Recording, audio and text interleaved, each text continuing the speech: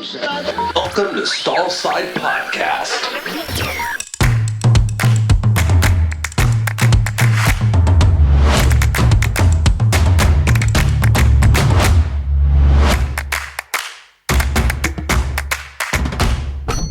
But how you doing today? You know, I'm better than a therogenologist with 3 arms today.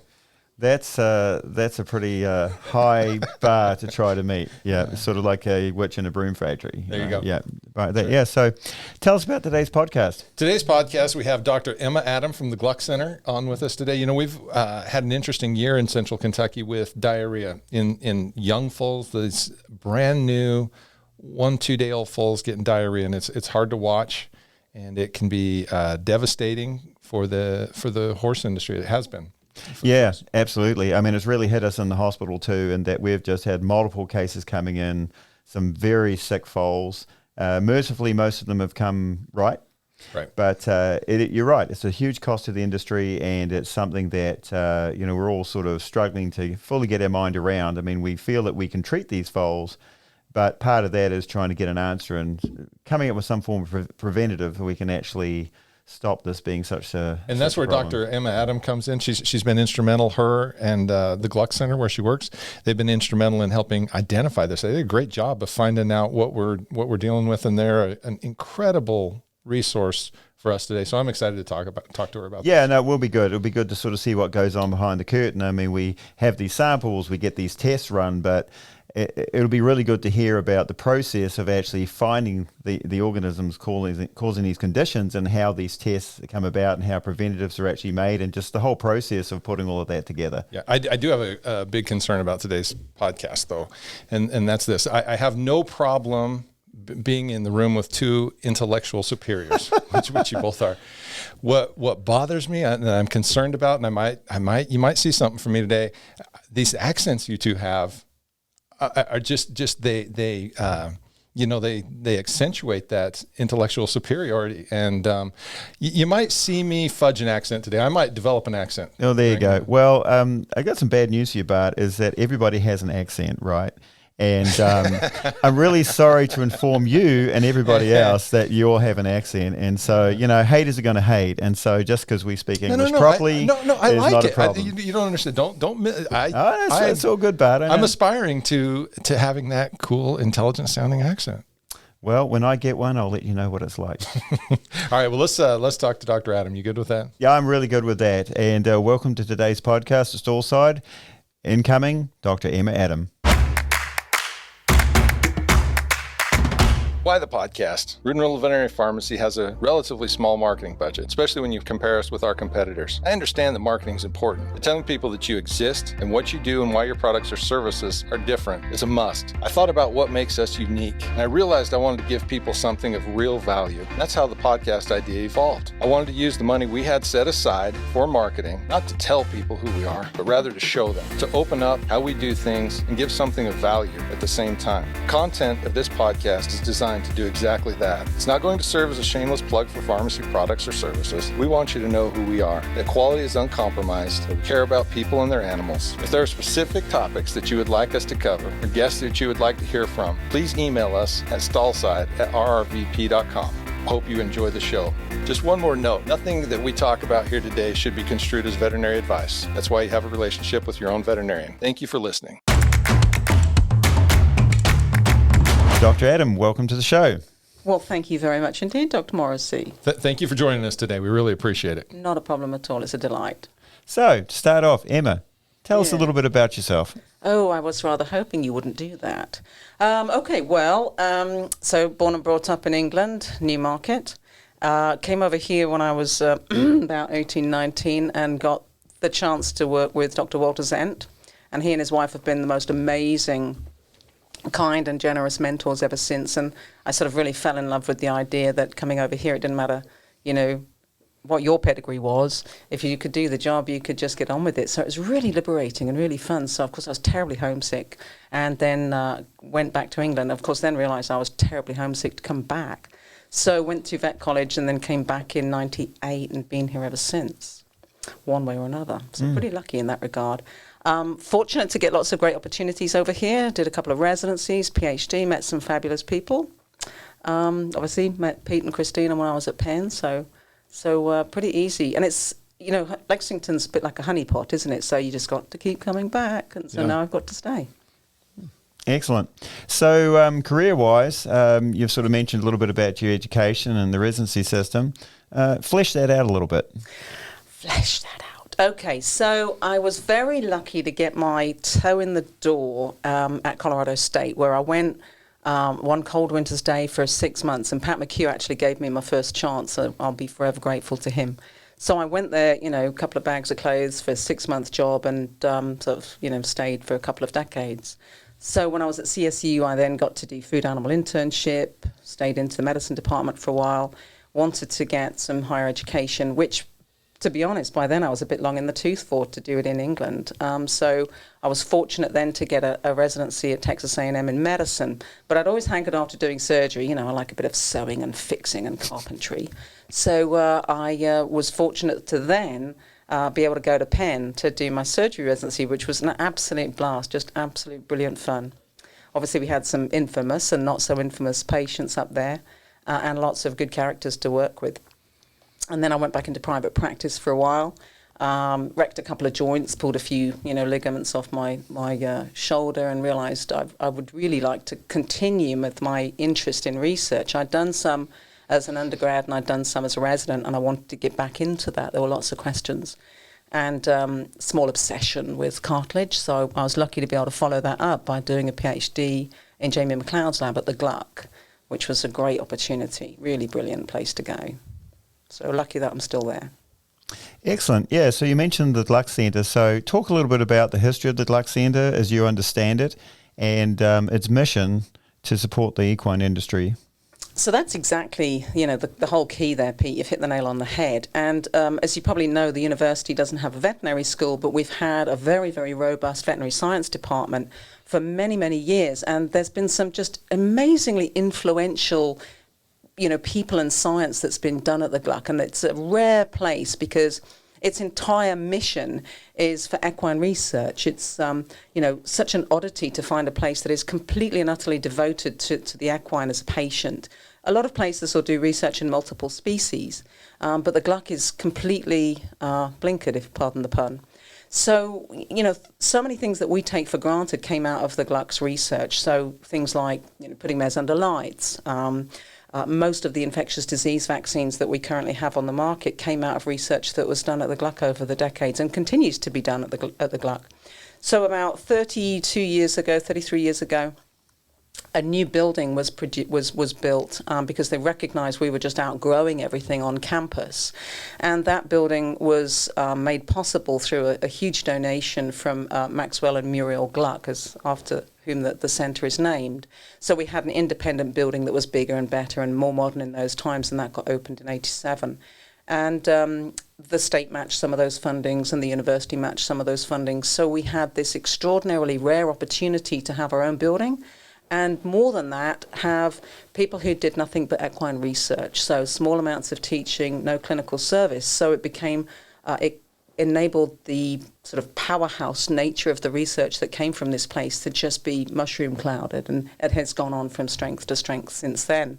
And so we've got a rich history of our contributions to the equine industry that aren't just limited to infectious diseases, although of course that's been a huge stronghold. Reproductive sciences, genetics, for example, few people realize that it was one of our researchers, Dr. Ernie Bailey, who essentially wrote a letter when we were starting to sequence domestic species and said, I think we should do the horse.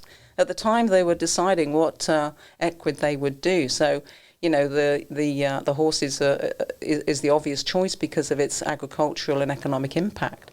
So the reference genome for the horse came out of people at the Gluck pushing for that to happen. Of course, now we take it for granted. So we have this incredible ability to see what's needed for the industry, or at least we try to. Obviously, I don't want to get too conceited about it, but obviously I'm very proud of it. But we also want to respond and help the industry avoid problems or respond to problems that come along.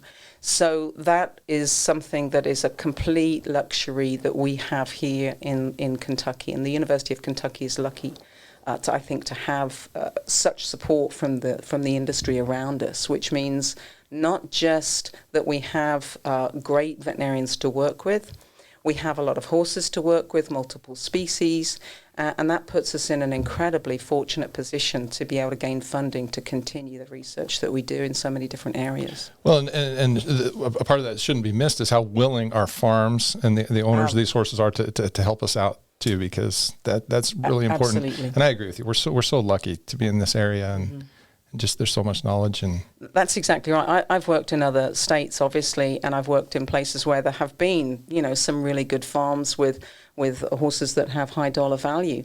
But the ability to be able to, get a diagnosis quickly by helping, with a necropsy or something, it's just ridiculously difficult in other parts of the world. It's really challenging.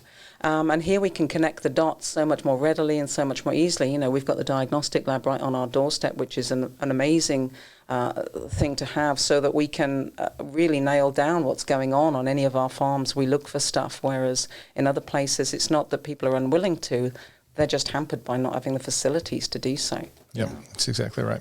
Yeah, and I'd have to give a shout out to your colleagues at Gluck as well, is that everybody's been so approachable, so knowledgeable, so generous with that knowledge, and really so understated and humble about the amazing things that they've done. I mean, the questions that I've been able to ask and the information that I've been given has just been so valuable, and yet it's just freely given. And to Bart's point, it's a very symbiotic relationship. You have farms that want answers to questions, provide money, and we have the facilities to get those answers. And you're right, that's pretty rare. Tell us about your role at the Gluck Center. Well, it's a bit of a hodgepodge. So I have a small research component, which is great. I really enjoy doing research, but then a lot of what I do is outreach. So the genesis of the job was essentially to recap on what David Powell did. So David Powell is a person who was at Gluck for many years. He was someone back in Europe who actually, he and Peter Timoney sorted out the transmission of contagious equine metritis back in the day. So that would be 77, 78, 79. It came over here a little bit later. And he got recruited over here to the University of Kentucky and became somebody who, because of his natural ease within the industry, he was the person that was able to connect the university with farms and veterinarians who had interesting problems or wanted to try and understand things, do some research, look at some samples, for example. And so that was a sort of an outreach position. And it's very, very difficult to maintain that kind of outreach component in your life when we are fighting so hard to get funding. So, you're going to spend more hours at your computer trying to get funding for your next project than maybe out and about doing stuff. So it was quite obvious that with the way the industry was going and with the way grant funding was going, we kind of needed somebody that wasn't 100% research, but was able to connect people, organize collaborative research, help with getting CE going. And so those are the kind of things that I do, trying to get undergraduates involved in research, getting students from various different universities, particularly LMU on our doorstep, interested in research and helping them get up here for summer projects. And then obviously connecting with our veterinary community to make sure we have all the information that we possibly can have at our fingertips, but also to try and address problems as they come along. So, for example, helping last year with Dr. Ball's initiative for the cardioform placentitis, and then, of course, this year we rolled out something different with regard to the diarrhea. So it's that kind of a role. It's a bit of a sort of an everything thing. Yeah, but that's good. You need somebody like that to drive the answering of sort of impactful and practical questions and facilitating that to happen.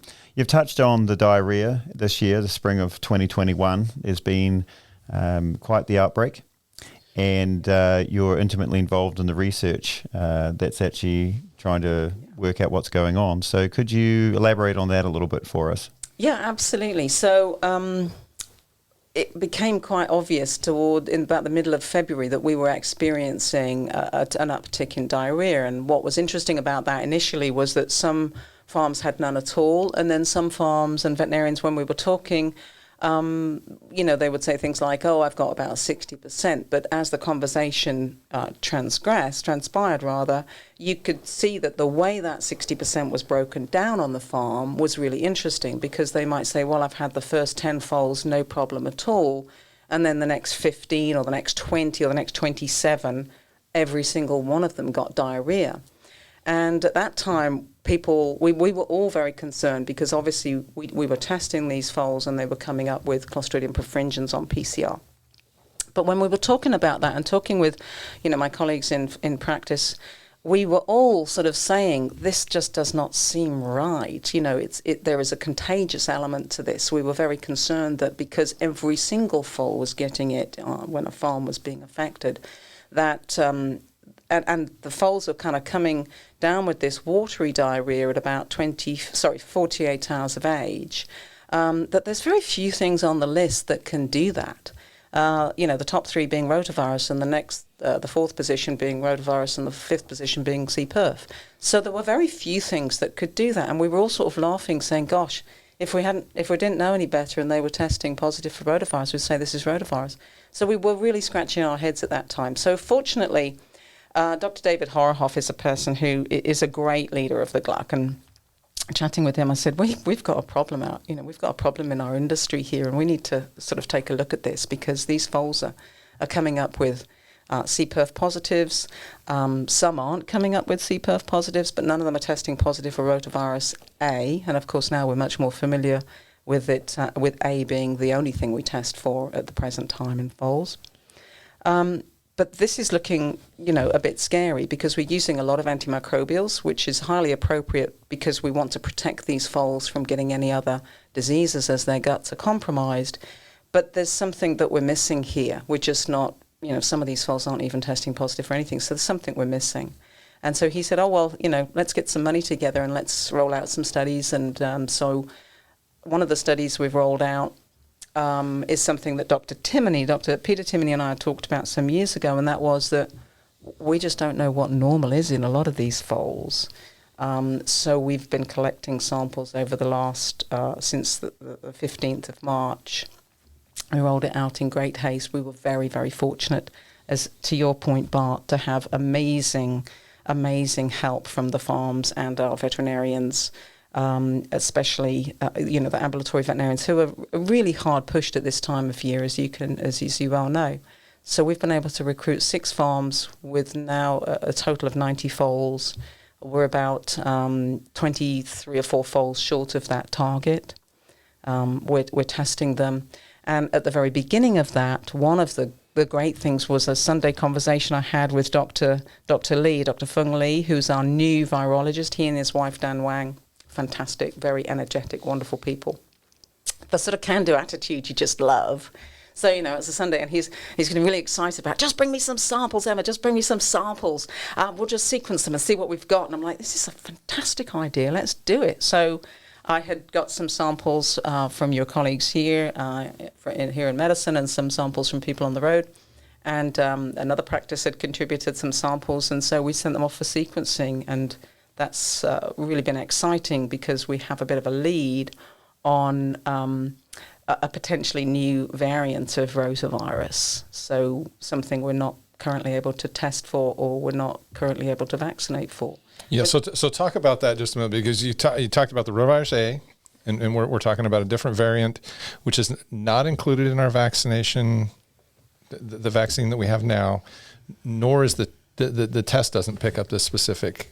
Right, exactly. So rotavirus A, as you know, is an RNA virus. It's classified, the group of viruses are classified into, I think, like 9 or 12 different categories. But the ones that we get really wigged about are rotavirus A. It's a huge family.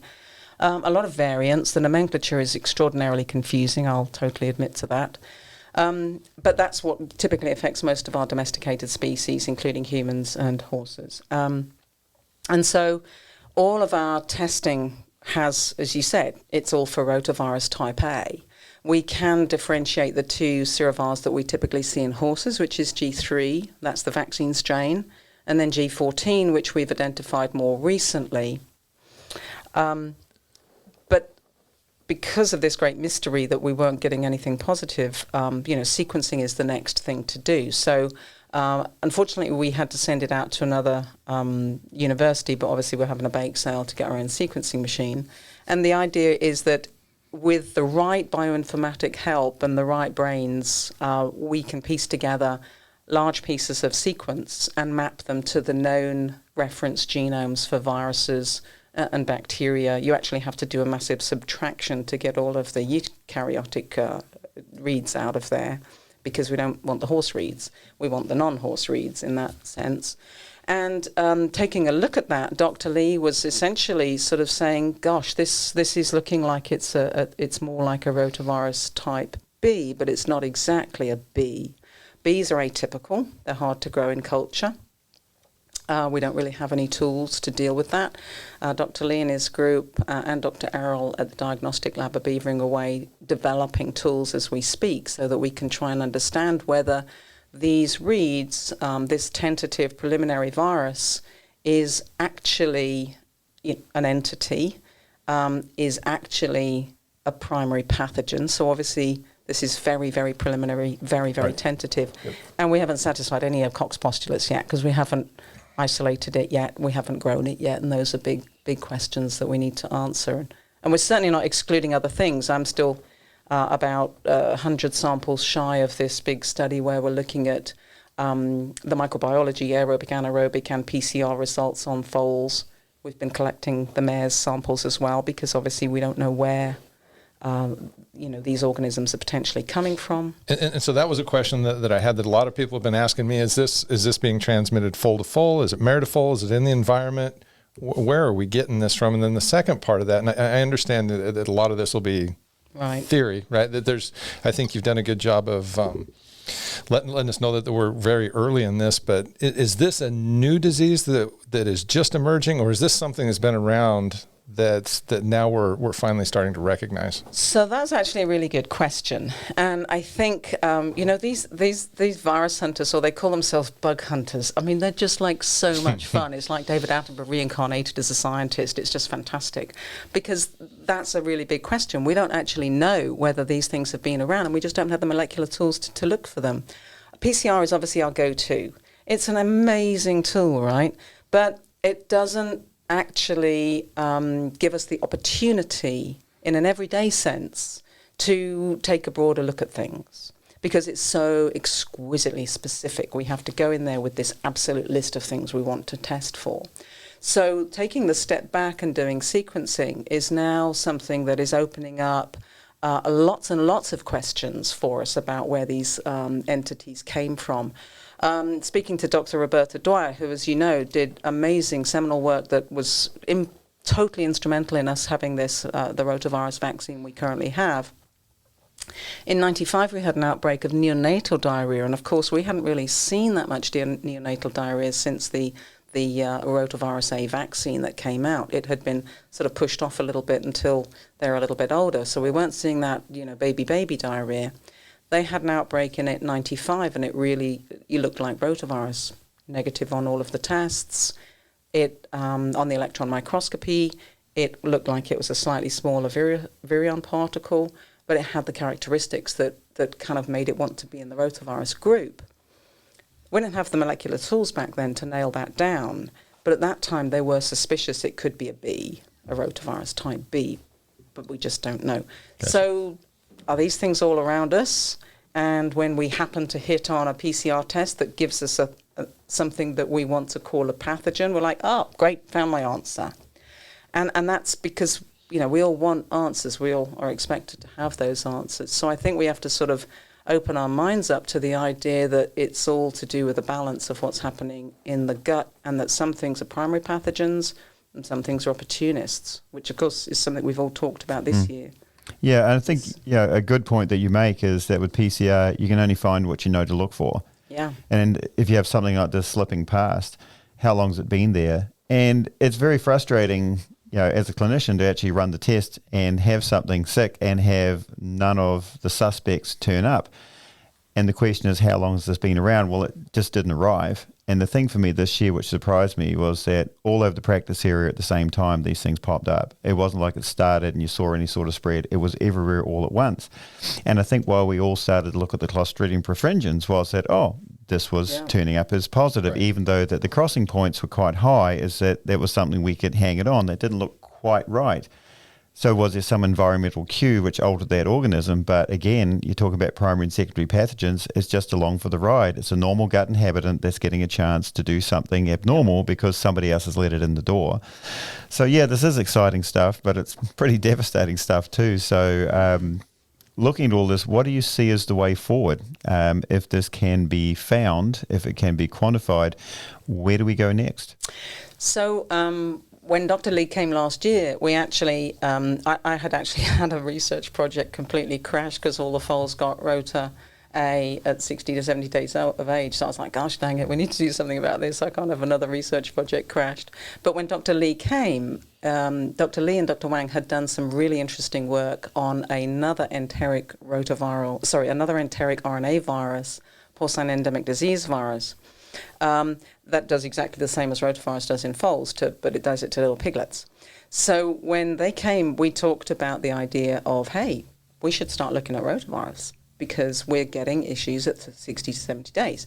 And we were entered into discussions with Zoetis at that time, who have come on board to sponsor some of that work. And we actually enrolled several farms last year for a study that's been going on since last August, where we were looking at pre and post vaccination serum titers in the mares, fecal samples. We're following those foals out.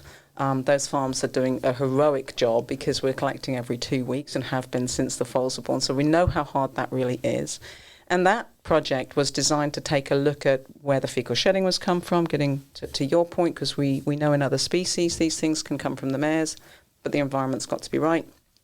And so obviously it would be premature of me to say, we really hope we're going to roll out a vaccine, but I think in the back of everybody's minds, that would be an ideal thing that we could potentially do. And the idea of the rotavirus study that we started last year was to try and address the idea as to whether we needed to see if we could up the ante to put the second strain in the rotavirus vaccine.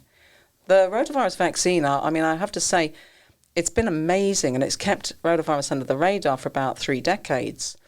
It's a conditional license. There's only about 650,000 doses get sold every year, and 500,000 of those get sold in central Kentucky. So we as an industry have got to help ourselves because we do represent a really small piece of the pie for the pharmaceutical industries. But we know we have rotavirus in lots of other countries. And so if we can sort of leverage that, we've got it in all over the place actually. If we can leverage that, then the goal would be that we're going to have some serious tools to pull out. And those tools would potentially include things like, obviously, the first thing would be we're working pretty hard on a test right now, and that test is obviously critical to be able to go forward with research. We've already got plans for research projects that will help us understand exactly if this particle is real and if this particle is a primary pathogen that can be capable of acting like a rotavirus A and be a primary pathogen at low doses. And then whether other things get rolled out, for example, benchtop tests. Hyperimmune plasma is obviously a bit of a tricky subject. We know that can be quite variable from batch to batch, but we nevertheless think it can be very, very useful. So that's a tool we want in our tool bags for sure going forward. Yeah, absolutely. So this obviously won't fit under Operation Warp Speed, right? But typically, no. How long would it take, if we said this is a problem, we've identified it, how long before this could be incorporated into a vaccine? So that's a really interesting question, actually, because it used to be 10 years and $10 million. Yeah. Now, what has changed during the period of what we've learned over coronavirus, and as you well know, molecular biology is on its exponential curve right now. I mean, it's just extraordinarily exciting time to be working in these areas.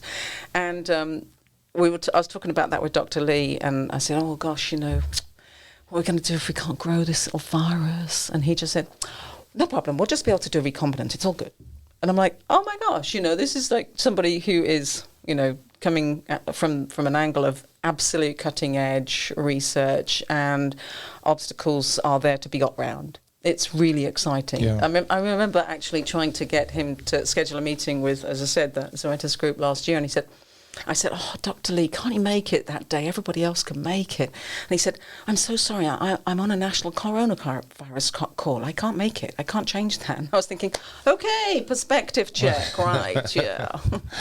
Yeah, you talk about the 10 years and the $10 million, but when there's a force of will, things can be faster, because we were both at New Bolton Centre when the West Nile virus vaccine, the first one, was licensed, right? That came out really fast, and it had to. It did. Yeah. Because I got there and I'm driving around, there's dead crows all over the road. And that was in September of 2001. And I think the vaccine got provisionally licensed in August of 2001. So there is the ability to get over those obstacles if you have motivated people and force of will. So yeah, I'm confident we'll get there. There's just going to be a couple of 3 years where I think we're going to battle this disease, because like any virus, it's going to hit us like a ton of bricks. We'll get a little bit of herd immunity out there, but not enough really to stem the tide until we get a vaccine.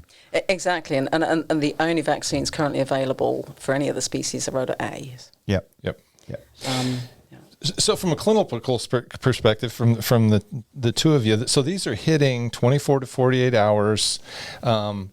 What I'm seeing out in the field, and I don't do as much foal medicine as I used to, but it looks like if these foals hit 96 hours and they don't get it, they're probably not going to get it. And secondarily, it seems like, you know, our treatment works pretty well. Some of them end up in the hospital, but we're not getting infected joints, those types of things. What are we seeing with this that's similar or different to other diarrheas? Yeah, from my perspective, I think the most important thing we do is take them off the mare, and it's lactose. They get lactose intolerant, and it's that undigested lactose getting down into the colon. It really causes your fluid loss, because it's osmotically active, and also causes bacterial overgrowth. And so I think it's really tough in a field situation to get these foals off the mare. But in a hospital, we're lucky. Like, we can put them in a cage, put them on fluids, some form of parenteral nutrition, and just taking away the fuel for the fire really helps. Often 48 hours off the mare, and you can start getting these foals back on. The majority of them actually go on pretty routinely in about 36 to 48 hours after that. So I think that's the most important thing we do. Take the milk away, give them fluid support.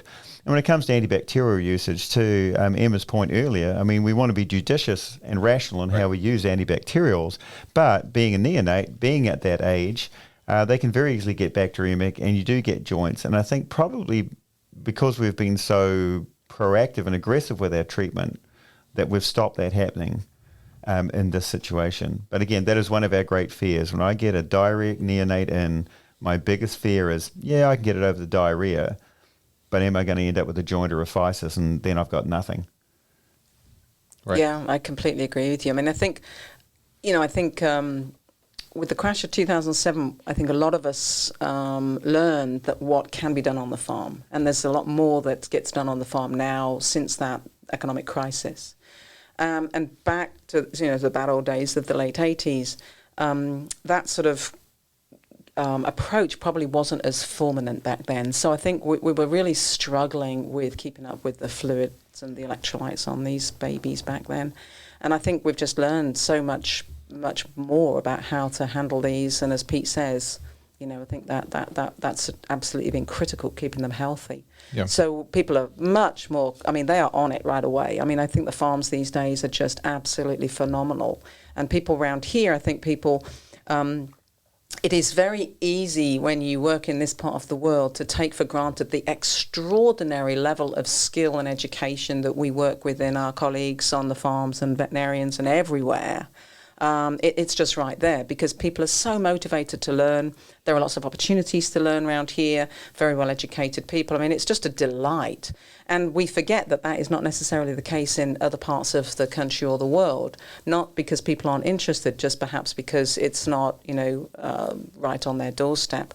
So we have the luxury of having incredibly motivated, well-educated people at every part of the whole sequence of things that happen with mares and foals in this area, so that we get on top of stuff really quickly. Yeah, and it's good to work here because there's critical mass, right? There's enough of an equine industry to support the services that can provide the skill level that that's the rising tide lifts all boats, right? And that there's so many resources available to get to the next level, and then people see what's possible, and then that becomes the new level at which they want to pitch their care. So yeah, it's a pressure cooker, but again, it's only arisen because there's been critical mass, and it's just sucked in a lot of motivated people from around the world. Yeah, and to that, I think the other thing is that we look for stuff. I mean, we are constantly searching. In fact, one of the things we hope to roll out at the Gluck is, if we get our sequencing machine, we actually want to roll out a system where we have an active surveillance program, as you might have in any other big industry, so that we can actually, routinely keep track of what our antimicrobial sensitivities are, what our bacterial genomes look like, what are any virus that we've got going along, how that works. Because, for example, Dr. Tom Chambers does that exact thing, so that when you go to pick up your influenza virus, you're going to have a vaccine that has got the most representative isolates from the last few years. So he's an unsung hero in my book, and that's one of the things that he does. He makes sure that whatever the influenza outbreaks globally around the world have been, the next reiteration of the vaccine is updated, just like it is in humans. It makes perfect sense. Yeah.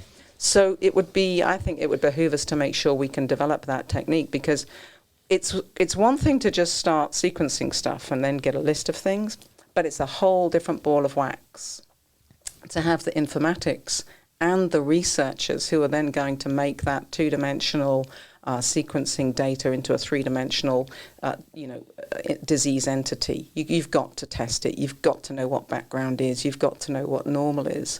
And so we have to really make sure that when we use these technologies, even though they're cutting edge, we have to realize that our learning curve is still lagging a bit. Well, that's changing the philosophy from reactive to proactive. Yeah. And that's what needs to happen, because this crept up on us and has laid waste. And maybe if some of the things that you've talked about were in place and we were looking, we may have seen this coming a bit sooner. Yeah, exactly. But I think now, we've certainly, Dr. Horhoff's made some amazing, hires over the last several years to add to the people at the Gluck. And we've got a guy called Ted Kalbflesh, who's an informatician. And it's really strange to have a person who is a researcher but doesn't have a wet lab. He has a super cooled room with a bunch of computers and cables, 12 inches thick. And that's his lab. And it's for someone like me who's trained as a clinician, it's a sort of a conceptual barrier. But that kind of person that we were able to steal away from Louisville is absolutely critical to being able to support and produce primary research for the other people within our group. Yeah. Well, we're all bees in the same hive. That's right. Are the lights telling us we're done? I think they are flashing that we're done. But any more questions for Emma? I do have one more question, and it's a little bit of on the clinical side. A lot of people have done different things to try and prevent this. One of the things that gets done routinely and that I've had some success with is foaling mares outside. Is that a practical solution? Does that help? Is this being harbored in the barns? Yeah. Well, sorry, ladies first. No. Well, I guess we've when we recognised, and I think I spoke to Pete about this early on as well, and recognised that there was something that looked like it was very contagious because it was going through all of them. And of course, Roberta talked about this in the Equine Disease Quarterly in '95 as well, and that was, that dilution is really important as a solution to pollution. But of course, so putting these mares outside has been a conceptual barrier for a lot of people, but a lot of farms have done it with great success. It's not the end all. I mean, it's just part of a larger biosecurity puzzle, which is a big puzzle, and it's very difficult to implement properly. But that has been something that has helped farms break this cycle on the farms that have managed to get it under control. So that's been a really big thing. Yeah. So maybe not just being in the barn, but being spaced out, diluting the numbers. Is it contact? Is it human beings? Is it contact between mare and foal? Is it stress? Is it the amount of time they're cooped up? There's a whole lot of different pieces of that puzzle for sure. Yeah. But that was certainly one of the things that we can do to help. I think regardless of the disease, people as fomites is one of the major problems that we see. But getting back to the dilution of pollution, it comes down to, I think, the density of the virus, and that's going to be how much pressure is put on the animal to succumb. And foaling those mares outside does intuitively make sense, because you're actually going to cut down the amount of virus that's potentially going to get over the barrier. The problem is, what do you do then? Because conceptually it is difficult to have these horses outside. In my part of the world, where I grew up, the mares foaled outside and they stayed outside. They didn't come into barns. The only time they came into a point source was where really... you came from, those were called sheep. Yeah, no, that's right. We actually had horses there. I had horses. Yeah, I know there were horses in New Zealand. That is actually true. I know there were. But anyway, so the only time the horses really came into a point source was when they were getting examined by veterinarians. That actually the horses would come to the veterinarian, then to be put back out in the paddock with the mares and foals. So this is a total flip in the paradigm, in that the horses are all concentrated and they may go out, but for limited periods. And so, yeah, it makes sense intuitively to put them out, but how do you keep them out? That's going to be a huge management change, which is really going to be difficult for people to do, because the industry is not set up that way in this country. No, but for the first 96 hours. Yeah, for that first period, yes. Yeah, and that's been hard. So some of the farms that I've been in touch with, who've been very generous with their information and helping us to work things out. I said to them, we've got to have a workshop at the end of the year. So we're going to have a big, massive workshop where, we're going to encourage people who have successfully managed to this whole problem this year, that they broke the cycle. Okay, I really want you to start taking photographs. You're going to put together some stuff so that you can share that with people, so that we can all learn. Because some of the farms, as you say, are foaling outside, and it's been very intuitively hard for them. It's going to be cold tonight, or it might rain tonight. Right. Want to bring them in. So helping everybody get more comfortable with that, or at least be equipped for that in future, know how to move on the fly. That's really going to be important. So I think this year, and this is an opportunity for us all to try and share the things that worked for us and the things that didn't work for us in a workshop later on this year, when we talk about this, and hopefully with some of the results that we're going to be having. Well, and I look forward to that, and I'm very appreciative of you and the Gluck Center to know that maybe we talked about a lot of things that we don't have answers for right now, but I do have confidence that you'll have those and that you'll share them with us, and very grateful for you for sharing your time with us and the information that you've given us, and what we'll get in the future from you. Well, that's very kind. Thanks for having me part of a team. Oh yeah, no, it's great. It's been a good little discussion, and we're just grateful that you could come in and actually sort of share not only your wisdom, but also the vision of the people that are involved in trying to solve this problem. And, as Bart says, it does give us good confidence that we're going to get to the bottom of this. It's going to take a while, but it needs to be methodical, and we just want the right answer, even if it takes a little bit of time, because nobody wants to go through this again. Yeah. And it's good to know that the people and the tools are out there to help. Yeah, one foot in front of the other. You got it. Thank you, Emma. It's been a pleasure. Thank you very much. Okay, and that's our podcast for today. Hope you enjoyed it, and we'll see you next time on Stallside. Thank you.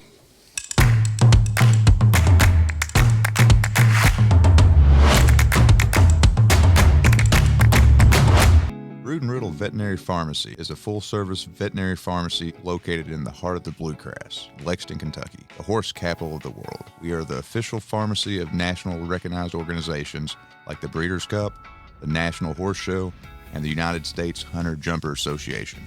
As a full-service veterinary-only pharmacy, we offer a multitude of options in care of your patients, giving you and your clients a little peace of mind in uncertain times.